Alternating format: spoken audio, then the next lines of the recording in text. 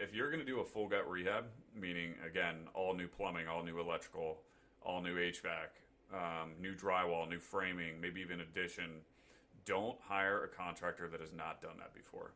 Welcome to the Ryan Rice Show, where we talk about what we learned yesterday that we can apply today so that we can be better tomorrow. I hope you enjoy and subscribe. What's up, everyone? Welcome back to the two-part series, How to Decrease Your Risk When Starting to Flip Houses. We're going to get into part two today, where we're going to start talking about your team, so your realtor and your contractors, as well as your product, so the house and the finishes that you'll use. So hope y'all enjoy. Next, I'm going to move to your team. Your team is going to consist of realtors, contractors, and then obviously lenders. But your realtor, things that are important in terms of de-risking or to maximize the probability of making good profit and minimize the probability of losing money. Make sure that you are cross-referencing your numbers with an experienced realtor, like I've already mentioned. But find those realtors that have done a ton of listings in these neighborhoods and have them give you their opinion on ARV. And when you first get started, it might be less likely that you work with an experienced realtor because you kind of have to prove yourself, right? You're going to have to put your repetitions in. You're going to have to build up your reputation. Experienced realtors are already busy, and they're busy with experienced investors, or they're busy with, their clients. And so they might have less time to spend with you up front. And so even if you're working with an inexperienced realtor because you find that they are the ones that have time to submit a bunch of offers for you and to do some extra legwork for you, still build relationships with experienced realtors and find a way to get them to cross-reference your numbers. That is going to save you money. It costed me a lot of money not having experienced realtors that I could run stuff by, and so don't do that. Once you bought a house and you're in rehab, get someone that's willing to regularly check on the progress of the rehab and send you photos. No matter how good of a relationship you perceive your relationship to be with your contractor, and they're sending you photos and all that stuff, always have a third party, and I would recommend this to be your realtor. Go in, take photos that can have an unbiased, opinion of what's going on in the house, and somebody that can just be an extra set of eyes. If you're just relying on a contractor to send you photos and that's also how you're paying them, look, they can doctor photos however they want, right? They can take pictures of this corner, this corner, and meanwhile, there's like a dumpster fire going on in a part of the house where they're not sending you pictures. If you send a third party in, that doesn't happen because that third party can give you the perspective of what's going on in the entire project, and it is just a good double check. So trust, but validate with a third party. And then we talked about having a realtor with experience. When you go to list the house, what's so important about a realtor with experience is that experienced realtors are excellent negotiators. And if you list with an inexperienced realtor, as long as you're a good negotiator, you can coach that person through the negotiation. But if you're not a good negotiator and your listing realtor is not a good negotiator, I guarantee you're not going to sell your property for where you should. And so the more you can get your hands on experience, the better, because you're going to have a realtor that's on your team that's not going to have to, run by everything that the buyer is telling them, and then, how should I handle this type thing? Or some realtors might just, be communicating with the buyer's agent and just be terrible negotiators, and you might never know about that. But negotiating is an extremely important skill when it comes to being on the listing side. And those that are not great at negotiating are going to minimize your probability that you get the top dollar or the most that you can for your house. So that's the realtor part of the team.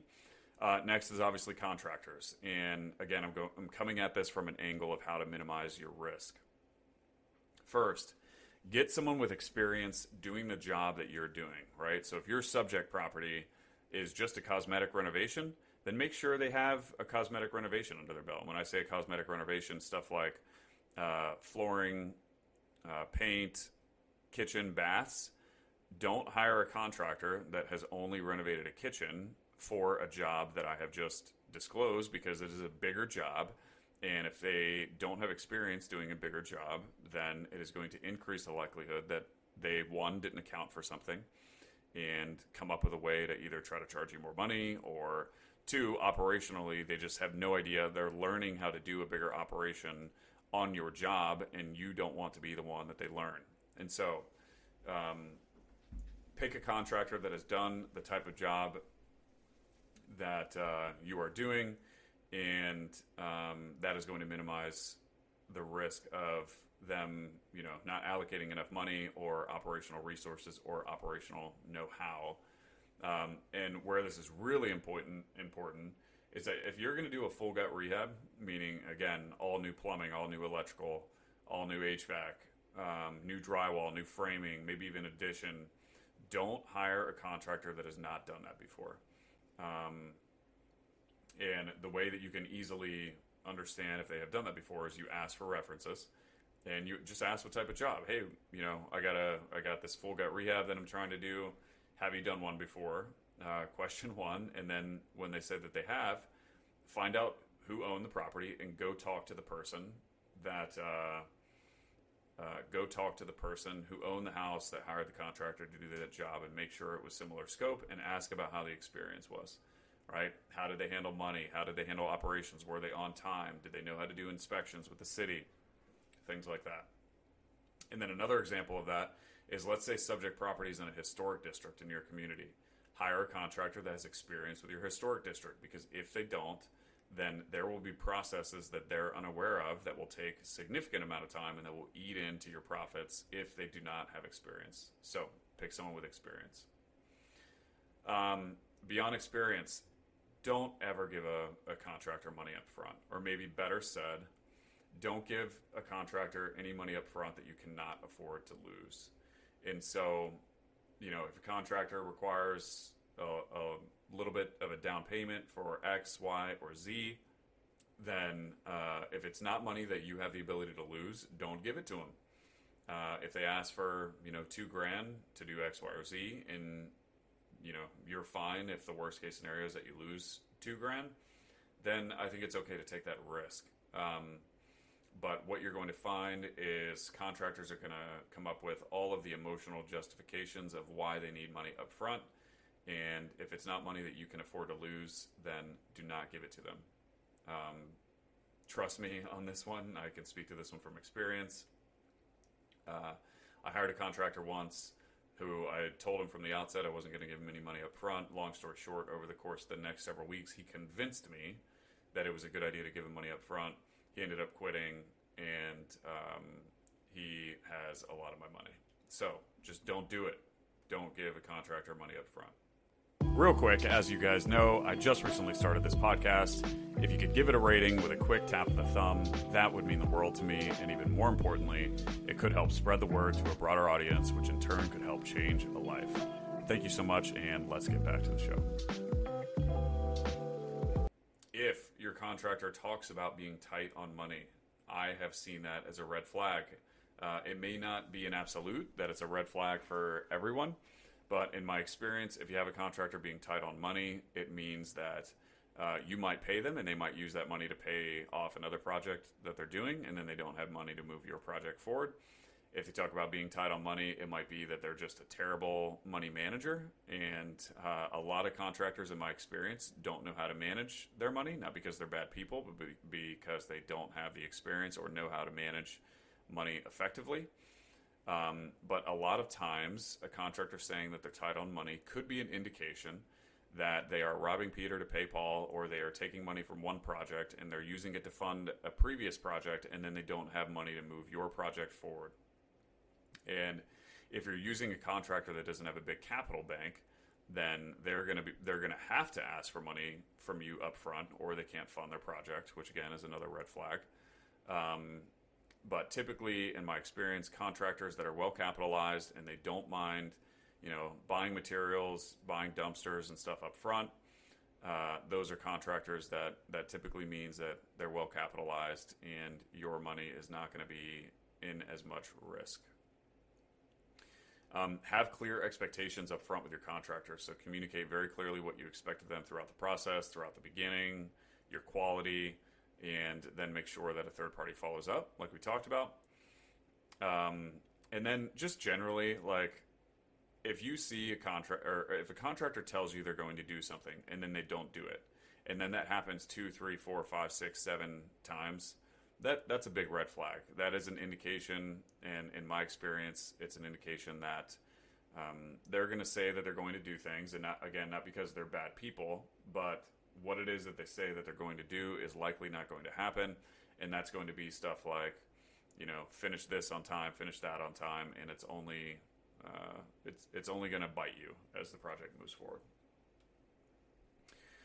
And then the last piece of de-risk is your product, and your product is your house flip, right? The product that you are producing for an end buyer.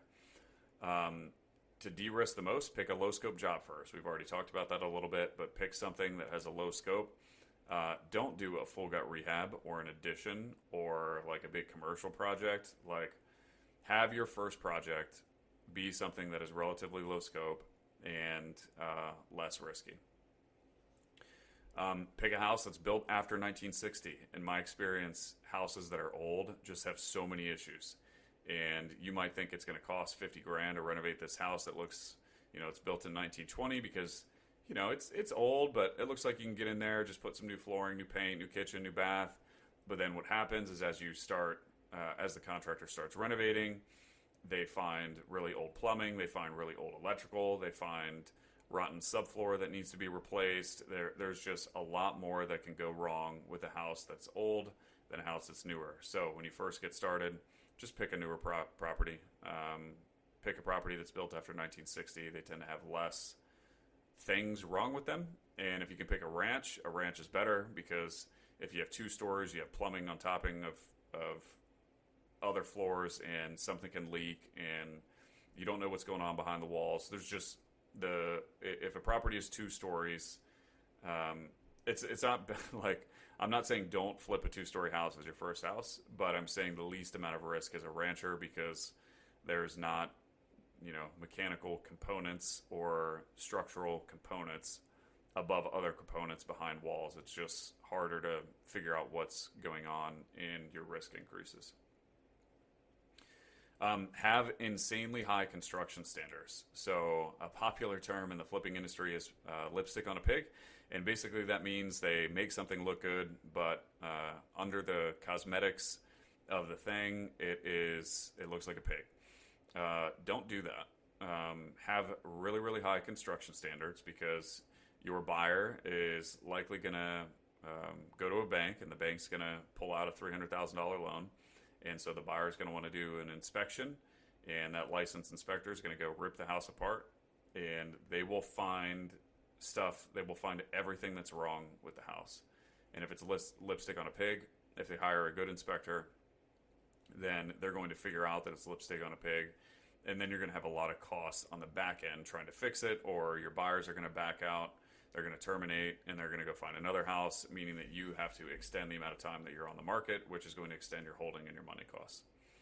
So have really high construction standards. And if you don't know how to do that, then do what you can to get educated with people that are in the construction industry and can show you what high construction standards look like. But make sure that those standards are high. And one way you can make sure to do that towards the end of a project is just to have a really good punch process. And when I say punch, contractor says he's done or she's done. You have someone on your team, whether it's you or a third party, go walk through the house. And what I do is just put blue tape on everything that could potentially be wrong. The contractor hates this, but if it's a good contractor, they'll love it because they have pride in their work. And you'll point out everything that needs to be fixed. And so that way when the buyer walks in the house, they walk in the house and the first thing out of their mind or their mouth is, wow, this is great because there's no deficiencies. So have high construction standards. Next, cater to what sells. And so what sells in the house flipping game or selling real estate in general is curb appeal, your kitchen, and your bathrooms. And so if you're going to have to decide where to put money into those 3 areas. Make sure your landscaping on the exterior is good. Don't have, overgrown hedges, bushes, so on and so forth. Clean up your landscaping, have good curb appeal. make sure the exterior of the house looks good, spend money to have a nice kitchen, nice baths, and those three things are going to sell your house best. In terms of which finishes to pick finishes that are similar to renovated comps that are selling in your neighborhood. So when you go pull comps, you know, if all your comps have hardwood floor on the first floor and then hardwood on the steps, and then the master bedroom upstairs has hardwood floor, and that's pretty consistent throughout your comps, well, you're not going to want to put carpet in your master bedroom. You're not going to want to put carpet on your steps. Use finishes that are similar to your comps. If all of your comps are using white shaker cabinets with gold trim or gold hardware, then use white shaker cabinets with gold hardware, right? Don't try to get cute on this when you first get started. As you get more and more experienced, if you want to, or you feel like you can put your own element of design, then that's fine, and that could be useful, or it could not. You certainly don't want to over-design a house or spend more money than you need to. But just look at what finishes that your comps are selling with and use those finishes. It's already a proven model. The market is giving feedback that they're buying houses with those finishes. There's no need to get cute. And then lastly, stage the house if your renovated comps are showing staged. No need to do it if they're not staged, but the product is going to show better if it is staged, and it's money worth the investment as long as your comps have also been staged. So that is it. I hope that's helpful. We talked about numbers, we talked about team, and we talked about your product, and hopefully those things can help not only prevent you from losing money, but making sure that you make some good money on your first flip. Hope that was helpful. I'll see you guys on the next one. Peace out.